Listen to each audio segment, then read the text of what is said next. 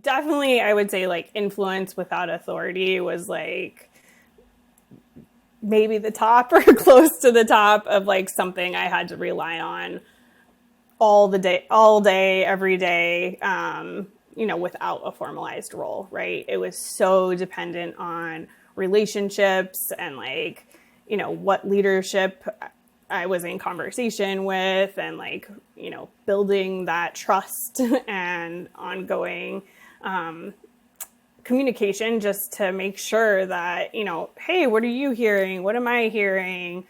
Hey, we're both in student services. How can we come together to, serve this particular need at this particular time? And sometimes that takes a lot of time. I would say it's essential whether your role is formalized or not. Welcome to DEI Career Conversations. I'm your host, the DEI Career Coach, Andrea G. Tatum. In this episode, I got to speak with Laura Snow Benoit. She's the Director of DEI Initiatives for the MBA Career Management Program, or CMG, at UC Berkeley's Haas School of Business. She spent the last 10 years in the Bay Area helping MBA students navigate their career choices by harnessing their diverse identities and experiences in order to find meaningful work.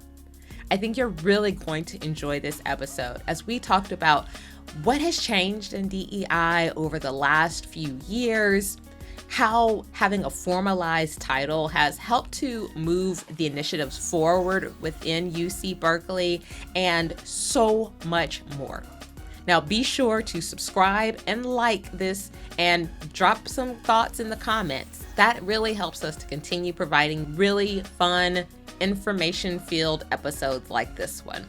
And if you want to learn more about DEI Career Coaching or our courses, be sure to go to DEIcareer.com to learn all about it. Now, let's get into it.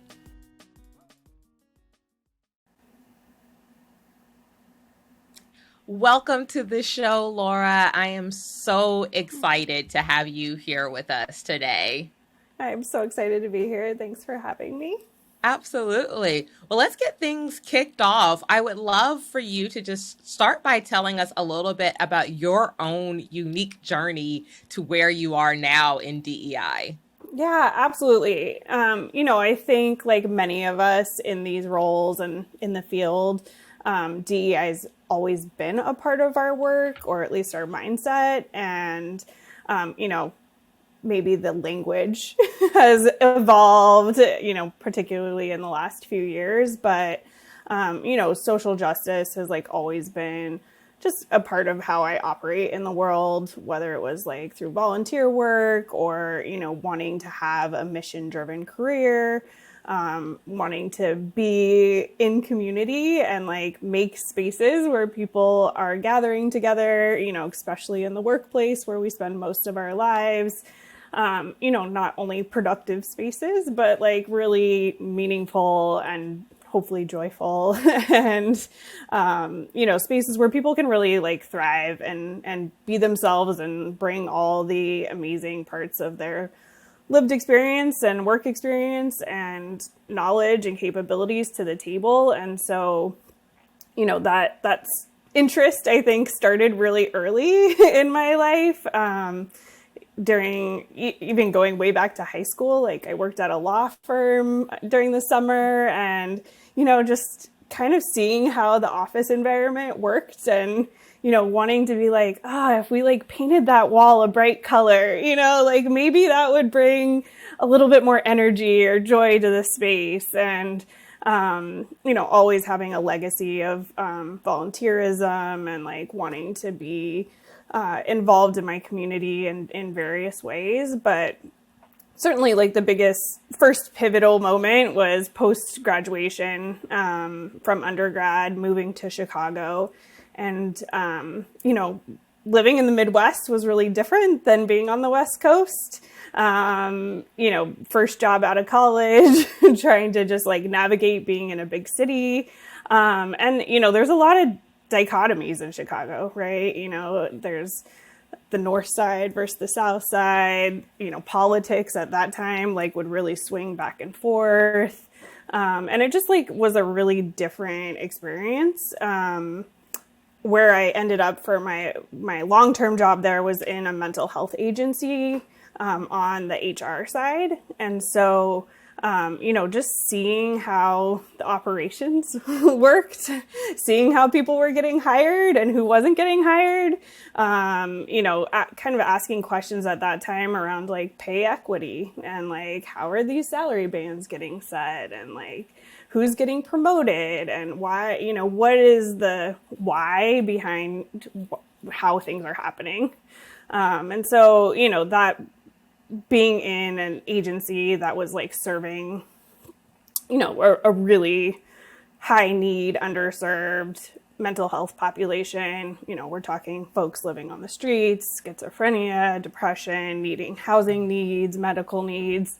So I really saw my role, even though I wasn't in the direct service side of like, how can I support all these people doing the direct service and like being out there serving these folks every day? Like, how can I make their job easier? How can I make these processes smoother? How can I make sure that they are making a living wage and like being able to support their families? And, loved so much about that work and realized there's a lot of policy enforcement. There was a lot of rules. There's a lot of structure that you have to follow and regulations. And, really started piquing my interest of like, what could the other side of that be?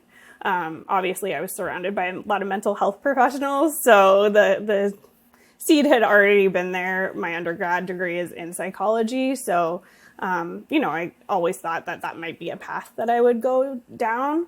I was really lucky that there is a counseling degree program and organizational psychology program in Chicago that was social justice focused.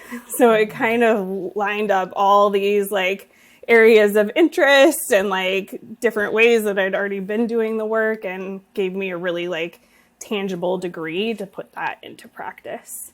So I worked while I went to school full time and juggled all the things to make it happen.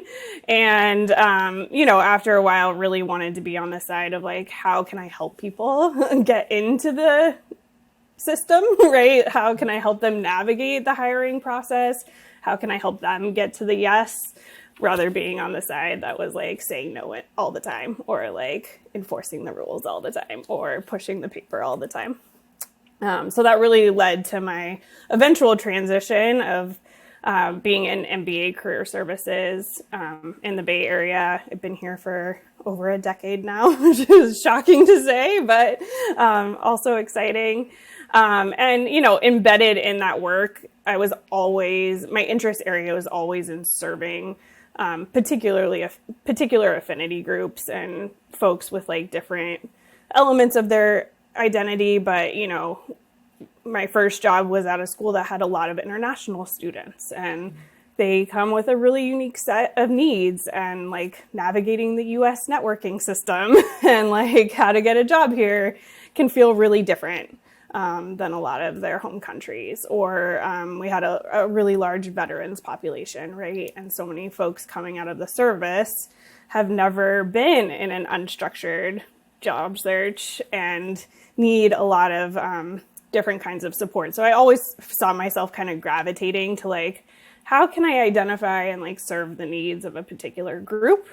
How can I do it in partnership? How can I do it with intention? Hopefully with the most amount of impact.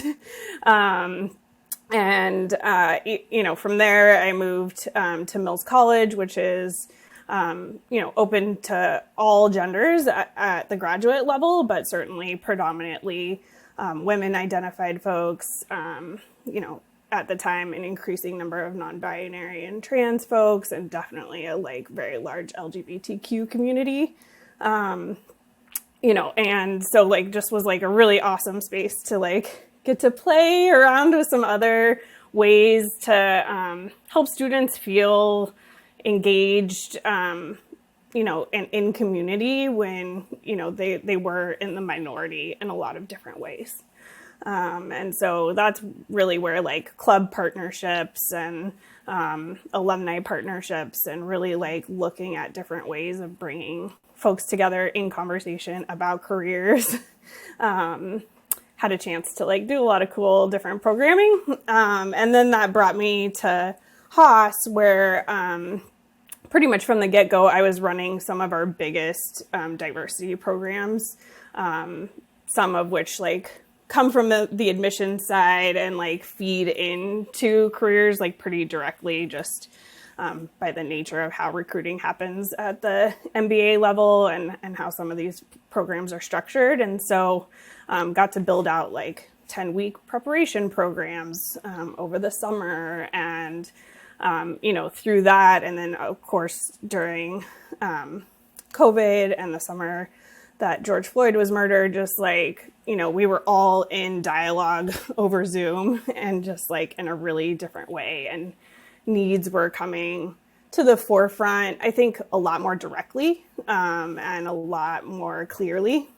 And so it really gave me and my team an opportunity to step in and create some different kinds of programming and opportunities and eventually in-person events now that really serve particular communities with, different needs in their career search. So it's kind of been a long iteration. Yeah. On paper, I think it looks really like seamless and cohesive, but obviously with anyone's careers, there's lots of decision-making points, lots of turning points. And then most recently this last year, I was able to step into this director level role where I have a little bit more autonomy and direction and ability to continue to drive this programming and the staff training side. So again, like getting to use both the counseling, coaching piece and the organizational development piece. And that's been really exciting. I love that. Thank you for sharing that journey. And that's really how we became connected once you kind of got into the role at Haas. And I love that you talked about how careers are not always linear and there's so many decisions. And so I was so lucky, and thank you again for having me come in and speak to the MBA students about careers in DEI, and the passion that I saw from those students was inspiring and made me very hopeful for our future. So I know they're in good hands with you, and I'm really excited about the work that you're doing. So in that role as the director of DEI Initiatives, specifically for the MBA Career Management Program, I'd love to hear how you kind of break down what your focus is. Like, what is a day in the life in that kind of role? What kind of skills do you find yourself using? And what's the ultimate goal that you have for yourself and for the students in that program? Yeah, absolutely. So my role is a hybrid role, and I only know of like one other person in the country that has kind of a similar role where we both report to the MBA Career Management team and the DEI team. And so it's cool to see that like maybe this will continue to grow and, be more standard across MBA programs and career centers just in general. On paper, my job is about 30% dedicated to DEI. In practice, it is many more hours than that. We'll probably talk about this a little later, but, the process of having a formalized role, makes you have to put to thought and time constraints and other things, particularly when you're reporting to two teams. And the reality of it is that this work doesn't stop, and it is happening every day, all the time. Indeed. As now a point person, I definitely see an increase in questions or people coming to me or bringing things to my attention. And I think those are things that time doesn't always account for. So, there's always the, what elements does that include? The biggest piece of my work is definitely the student-facing programming. So, making sure that we are connected with these different affinity clubs, identifying and working with them to identify what their needs are, maybe there's some skills gaps that we can do some programming to fill, making sure that is a really strong, open channel of communication. I think a lot of times in DEI work, sometimes assumptions can be made about what a particular group of folks might need. And I work really hard to make sure that we're not just making assumptions, and we are working in partnership to make sure that, the community is speaking for themselves, and that, we as staff, me particularly as a white woman, being able to serve in a way that is going to have the most impact and is going to, put our limited dollars and resources to support them in the hopefully the most impactful and best way possible. So that's a big piece. And then the other big piece of my work is the staff training piece around DEI, and making sure that our team is equipped to serve all of the diverse students and all of their intersectionalities that come and show up in our office. Someone may be coming in for a resume review, but what might not be apparent at first glance is that, this person's planning on having a family and really worried about either being pregnant at an interview or, needing to have a flexible work schedule in the future. There might be a Muslim student who is worried about alcohol consumption at networking events, right? There could be a veteran that's never gone to a networking event before because their entire service or entire career has been in the service, and this is their first civilian job search and navigating that for the first time, right? So, my hope and my goal, which I think was third part of your question there, is increasing the comfort level on our team and the ease of when these more challenging topics, or somebody sitting across with you that holds a different identity or lived experience that you don't have, still being able to be a coach in that moment and feel confident in at least holding that space, even if you're not the expert, right? We're not always here to give advice either or direction, right? But still being able to feel confident and collected and using those skills. Many of us were really trained in, but being able to do it in these moments where, someone's lived experience might be really different than your own. Yeah. Can you talk to me a little bit about the coaching skill in particular? I heard you kind of mention that for you and your team. How do you see coaching coming in versus, I heard you say, right, you're not necessarily advising them. How do you define that? Because I think coaching is becoming more and more popular, but maybe not always understood what it means to show up as a coach in these situations. Yeah, I would say, our team as a whole, certainly my training and counseling is really wanting to see the whole student in our case, or alum in front of us, right? And really taking a holistic approach. So, careers takes up a lot of time and space in our lives, but is not separate from family. It is not separate from the workplace. It is not separate from your experience at school, right? And so, being able to use those active listening skills, lean into curiosity, right? Let what emerges in the moment come to the front. Not being afraid to ask a student if there's some mental health needs, if there's some signals, right, that a student might be in distress or really overwhelmed, right? MBA programs are really challenging. And so, that's a frequent thing that comes up in our office. And so, really making sure that those skills are at the ready and fine-tuned.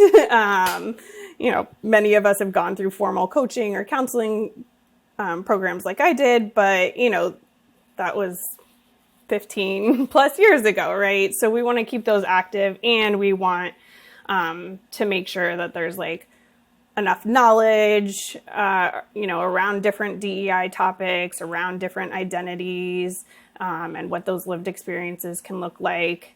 And, coming back to the just like being able to have that conversation and not be afraid to engage in what that looks like for that individual.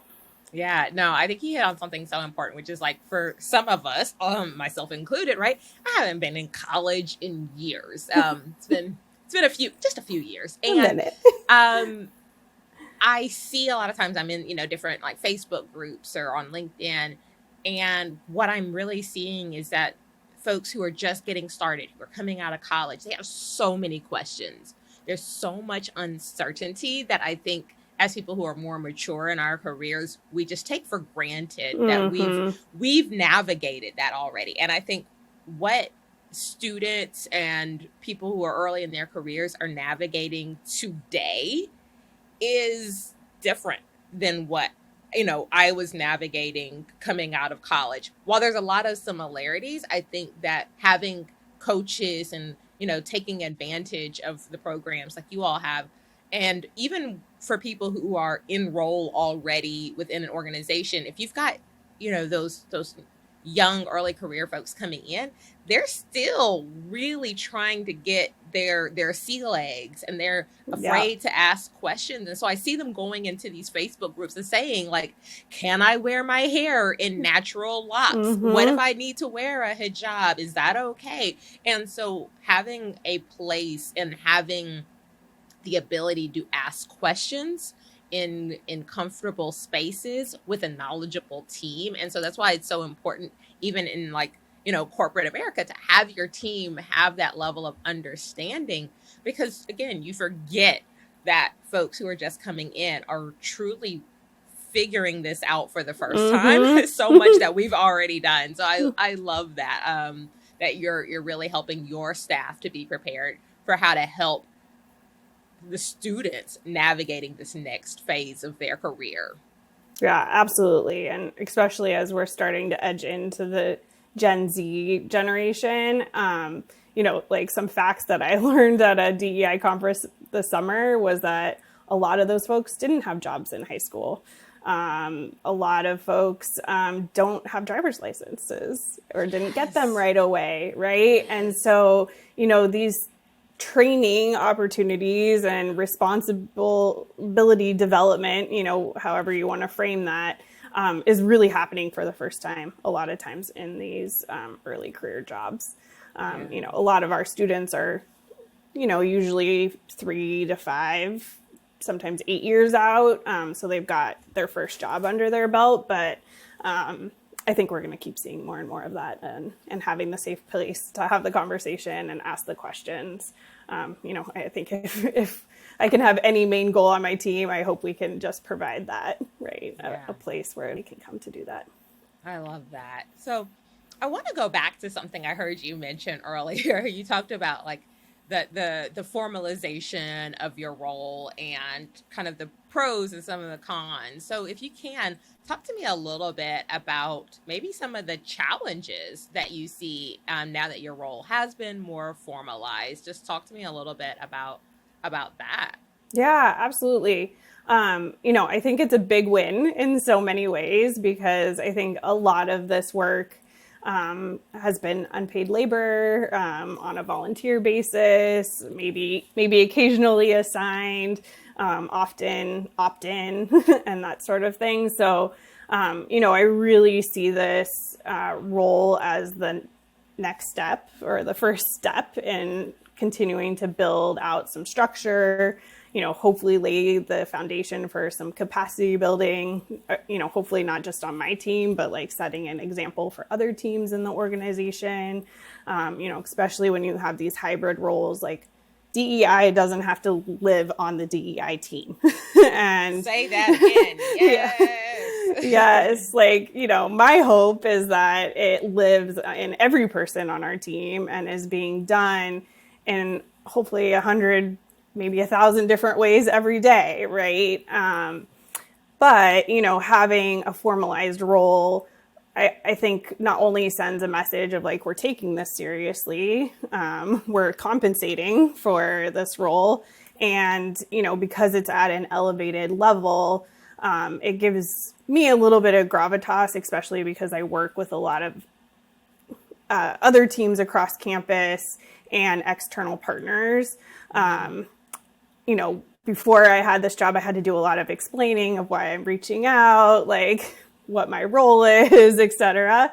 And now I can just say, like, as the director of DEI initiatives, we would like to bring you in to talk about X. And so there's some time savings on that end. And still having to navigate and have those partnerships. But I think the formalization process has really helped in that sense. I also, I really see it as like an active legacy so that, if I ever leave this job, it is on paper that this is somebody's responsibility. These are things that need to happen on a regular basis and will be required and written in somebody's job description for the work to continue. Of course, like we have a committee, we have lots of people across the team that are engaged in this work.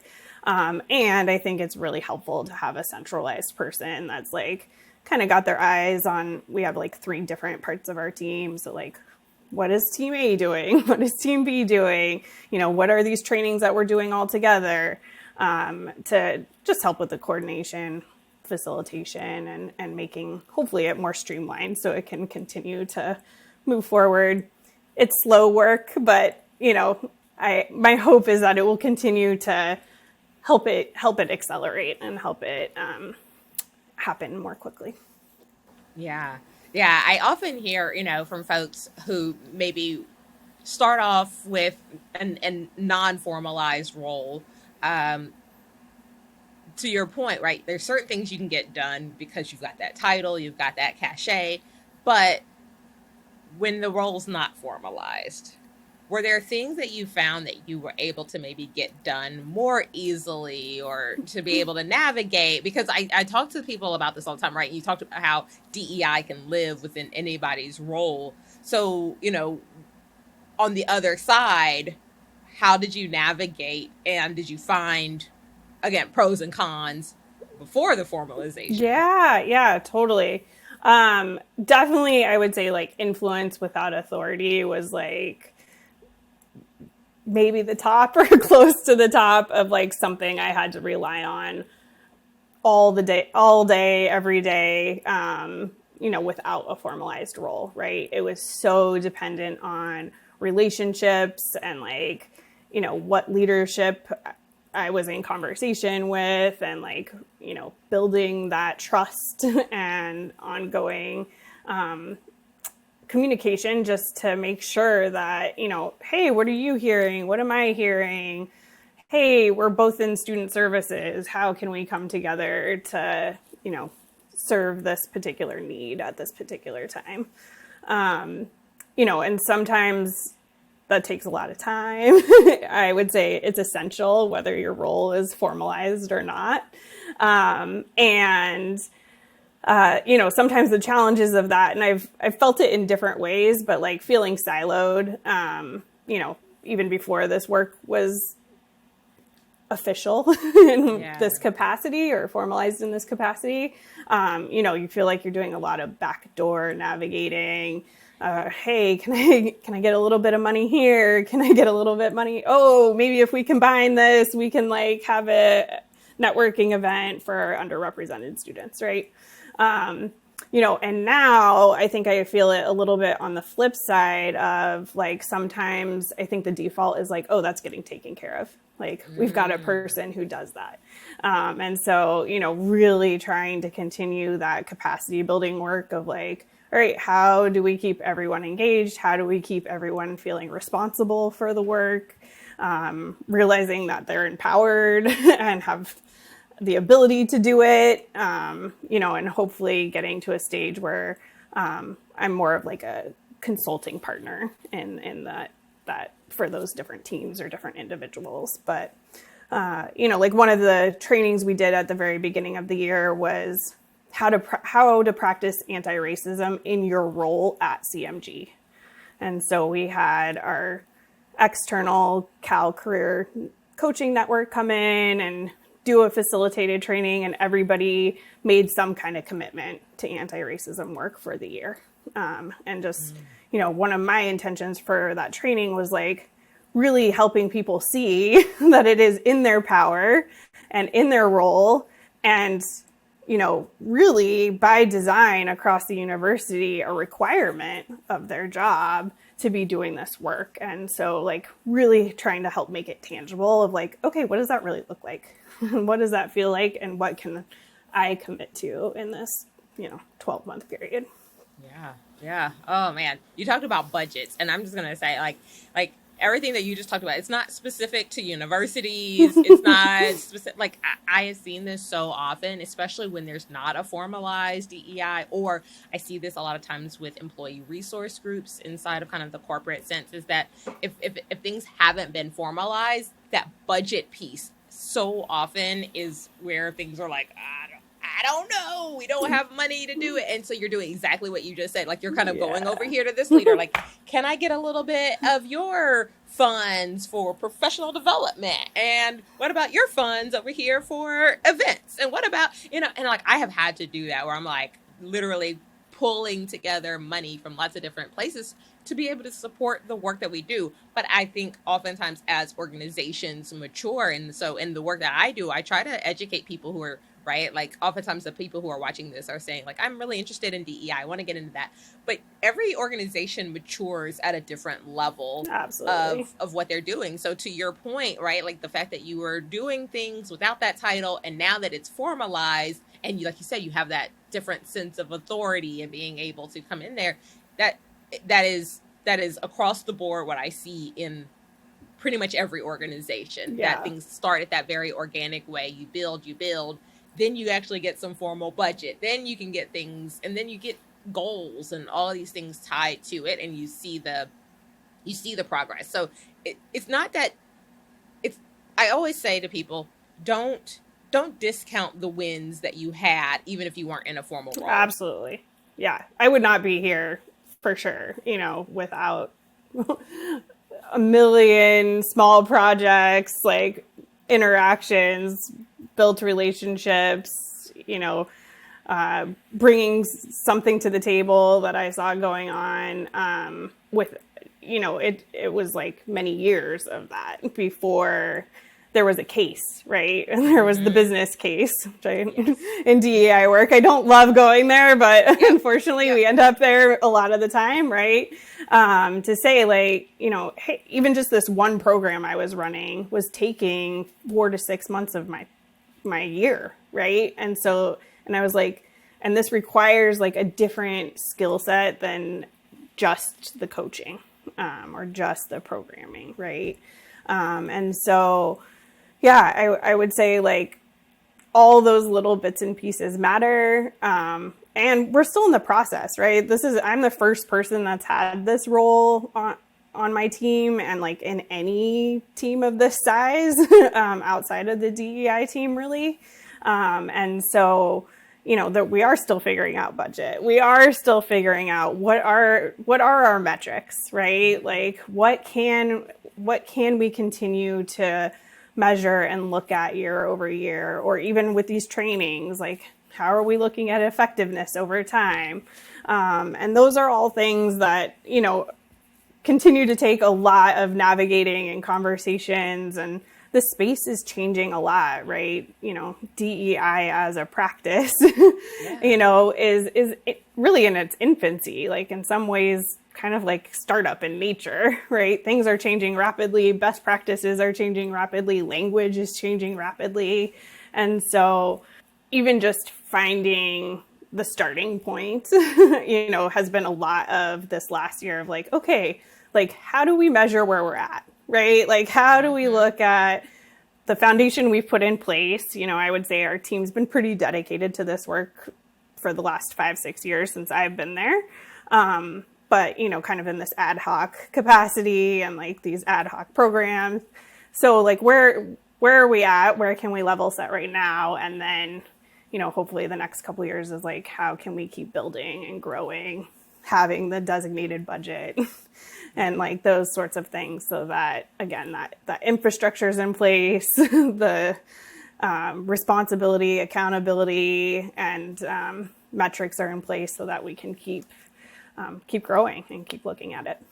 Yeah, I really appreciate what you just said, because I think you talked about like DEI being in its infancy, and I agree to some extent in that, like, the ideas, the concepts of creating equitable spaces, trying to maybe undo some of the wrongs, historical wrongs that have happened. I would say universities have oftentimes led in some ways the work that we've been doing there. And it's continued to morph and to change. What we call it or how it shapes is always different. But I would agree that, we hit an inflection point about 3 years ago, post George Floyd's murder. And you mentioned this earlier. So I'm really interested to know, since you've, been at the university for 5-6 years, what changed? What have you seen, like you said, like as we're growing and changing, especially in these last 3 years, when I think DEI shifted the magnitude at which it's trying to happen. What are you seeing at the university level, especially both at Haas and in general, within higher education post George Floyd's murder? Yeah, absolutely. And I love that you said that universities like tend to be the leading edge of this. And I would say, being at UC Berkeley it probably adds another layer to that. Absolutely.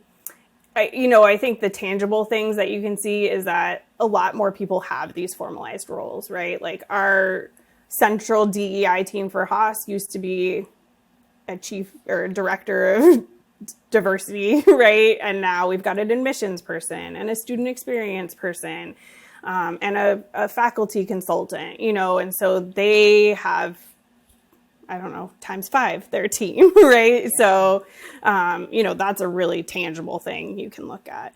I think roles like mine, right, where some are still not as formalized on paper, but every team, someone's being assigned to like at least monitor that. So like we have a community of practice that meets, I guess, about every 3 weeks, right, of all the different folks doing DEI designated work across the different student experiences teams at all levels of the Haas programs, from undergraduate to PhD.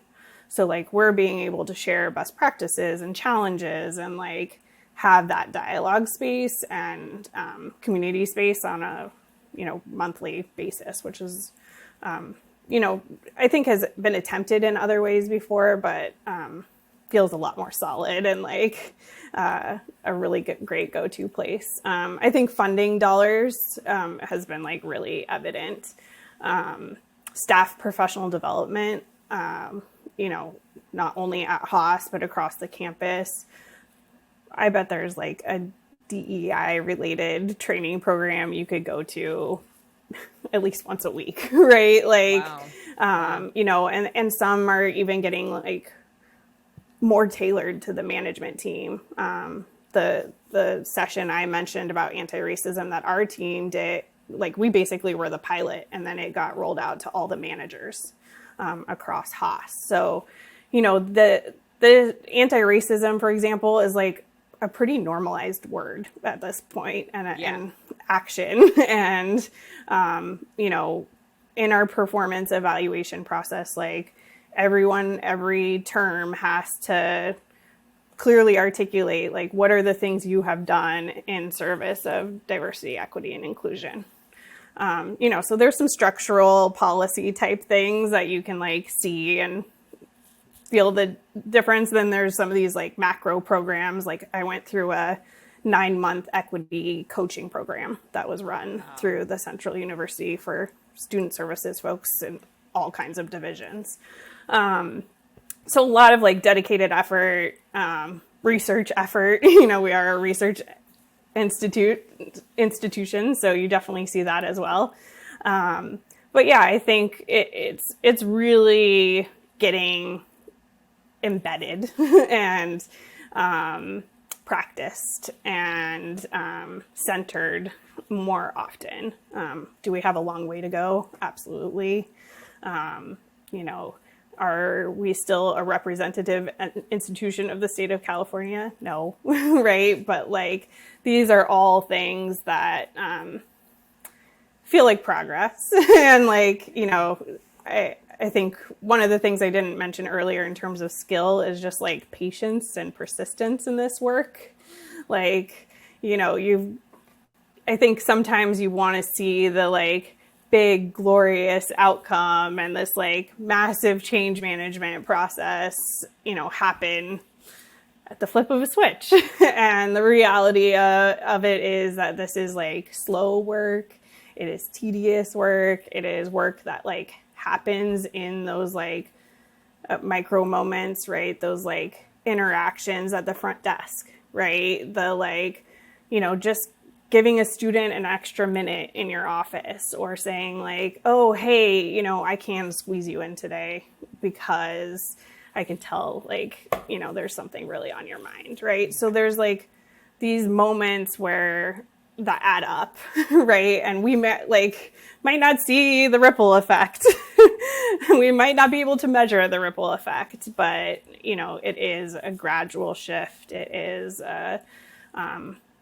hopefully creating a more inclusive environment and sense of belonging and like folks wanting to, you know, in our case, be in our offices, be in our space, be in conversation and in community with our team and the alums and all the employers we work with, because, you know, that feels affirming and that feels like they can show up. And, you know, so I think that's the eventual goal. But yeah, everyone feels very committed, and the dialogue on campus is like, we're tripling down, right? Like, we're not letting up. And I think, you know, especially in the corporate spaces, there's a lot of conversation around like, hey, are people upholding the commitments they made 3 years ago after the murder of George Floyd?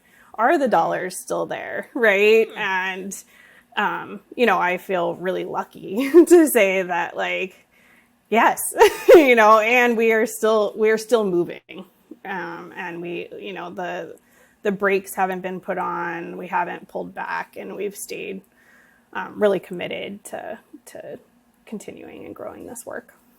That's so good to hear, because I do think that a lot of people are feeling frustrated and concerned, right? You know, you look at the news, things are changing. DEI is just constantly kind of being picked at. And so to know that, especially in that university space, even with all of those things that feel in opposition to the progress, that when you have people on the ground who are absolutely committed to it, the work continues.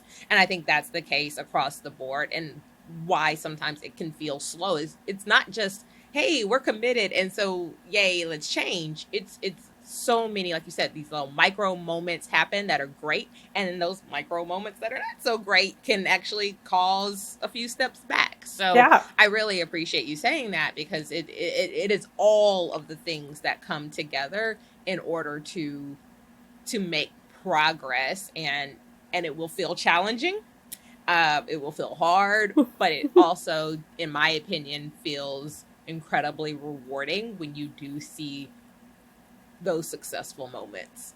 Yeah. And I will say, you know, this is long haul work, right? Yes. This is, you know, not just one initiative. This is not just like one event.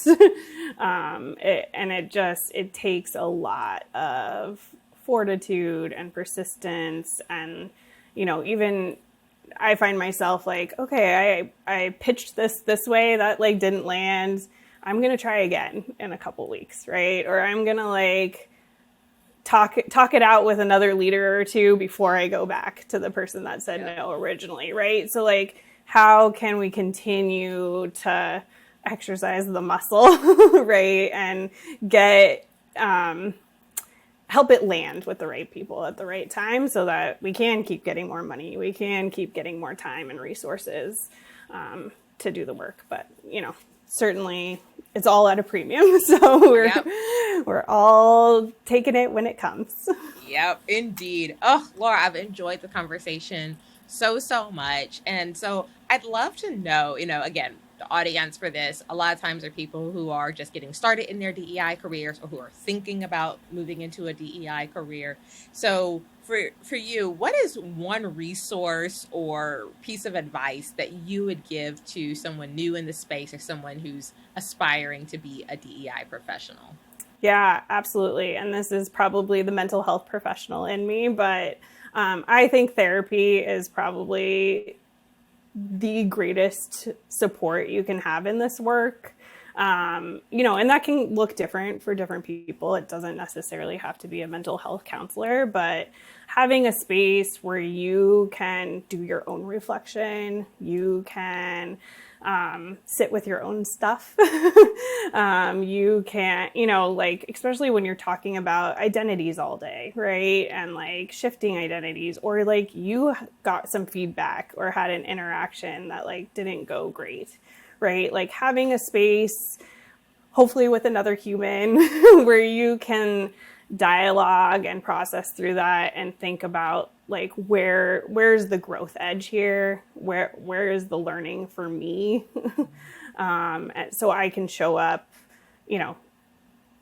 different or more wholly or more receptively, right, in the future. And I think I couldn't do this work without my therapist. I also mentioned having a community of practice where I get to dialogue with people, having people outside your institution too that you can talk to and commiserate with and see what challenges they've navigated and how that might apply or help you get through something you're struggling with. So big plug to all the full-time mental health professionals out there, and finding one that works for you. It can take a lot of time, and I fully think it's worth it. Ooh, plus one on that. I say it all the time. Caring for yourself in this work is critical. Essential. Checking in, having those folks, whether it's, I have a few folks now over the last few years that, I've never even met in person, but they're my people. And we do, monthly check-in, one-on-one. And then obviously with the DEI Career Center, we have a community.